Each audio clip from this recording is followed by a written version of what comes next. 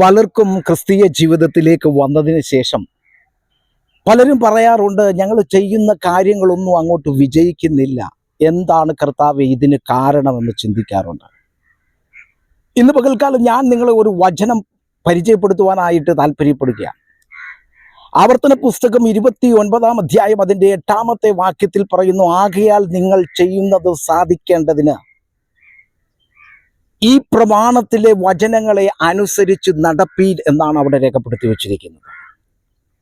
നമ്മുടെ കൈകളുടെ പ്രവൃത്തികളെ വലിയവനായ ദൈവം സാധിപ്പിച്ചു തരുന്നതിന് വേണ്ടി, നാം ചെയ്യുന്ന കാര്യങ്ങൾ സാധിക്കുന്നതിന് വേണ്ടി നാം ചെയ്യേണ്ട ഒരൊറ്റ കാര്യം ഇതാണ്: ദൈവത്തിൻ്റെ വചനം അനുസരിക്കുക എന്നുള്ളതാണ്.